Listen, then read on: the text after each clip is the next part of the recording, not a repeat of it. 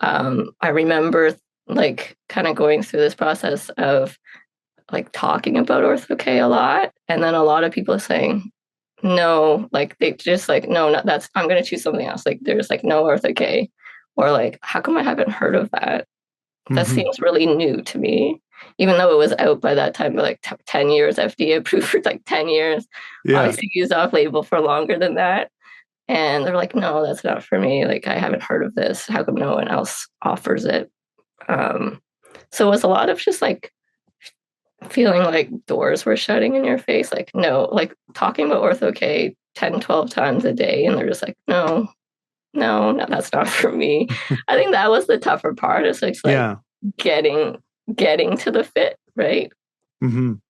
And how did you handle those rejections? Because this is a factor that is just as relevant now as it was, back then for yourself. Like because I hear this all the time.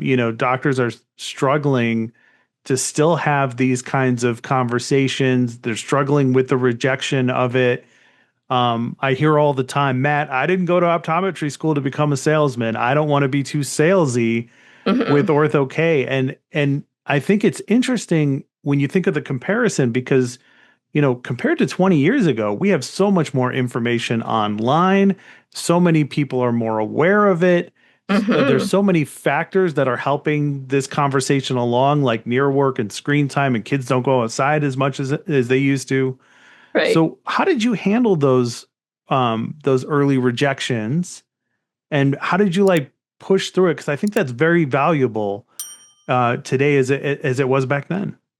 Yeah, it was I don't know, it was really discouraging for sure.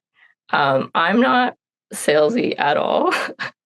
I'm like there to present the information. I'll guide the parent through things and make my recommendation. That's kind of how I look at it. Um, I just kept going. I just Hmm. kept asking. I just kept talking about it. I mean, obviously there were days where I was just so deflated and it was just like, I'm not even gonna say it anymore. I'm not Yeah. even gonna offer it as a solution because I don't want to hear that no. Right. Right. And then there was days like that. And then there was like other days like, okay, I need to talk about it again, especially with the kids um, and who were progressing or whatnot. And yeah, so it was just I just kept going. Like I just Hmm. was like, okay, I have to do this. And then even because it was kind of slow to pick up, like you said, I only did a few cases in the beginning and then maybe worked myself up to one case, like one Ortho-K patient a month type of thing, right? But it was like going to VBD. So I went to VBD every year and I think that really helped because it was just Hmm. like you get that enthusiasm again. At least it's like once a year where you're just like, okay, I'm pumped again. I'm gonna go at it, right? And do things differently. And um I just kept going. And then I think every year you talk to a parent about it. Um the first year they say no. Hmm. Second year they might say no. But you talk about it enough, I think, and then eventually like, oh yeah, that's the Ortho-K thing, the overnight lenses, overnight retainers. And then they start warming up to it. And then Hmm. and then you might get the yes, right? I mean, not ideal. Their child's myopia is higher at this point, but still they're like more open to it. So sometimes it just takes patience, Hmm. perseverance, and yeah, some days are just going to be, like I said, it was just, I was exhausted talking Yeah. about it and getting those no's, but I just kept going. Yeah. I love it. Yeah. Are you more of a salesperson now than you were back then?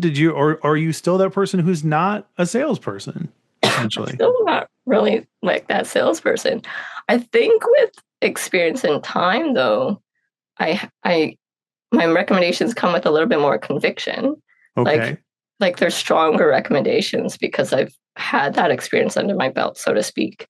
And I've seen it firsthand how it could work or really work. And it's not just for one patient. I've seen it for number of patients now, right? So no, I'm still not that salesperson. But I think my recommendations are just a little bit stronger and hopefully just with the reputation we've had of seeing a lot of myopes and Ortho-K patients now, Um, and like a lot of her patients are word of mouth referrals. Mm-hmm. It's from existing patients. So I think that helps. And to your point, I think the public service and public awareness is a lot higher. Like it's a lot better than it used to be 15 years ago, right? Mm-hmm. I'm not getting as much patients saying, how come I haven't heard this? I still get it once in a while, but not as much as before. Like it seemed like every patient before was just like, I've never heard of this. If you're interested in getting the rest of the episode, consider becoming a paid supporter of the Myopia Mindset. In addition to an extended version of this episode and every other episode that we do, you'll also get access to exclusive monthly bonus episodes of the Myopia Mindset. And I know you're interested. You've made it this far. You can do so on our Substack, myopiamindset.substack.com. I'll see you at the next one.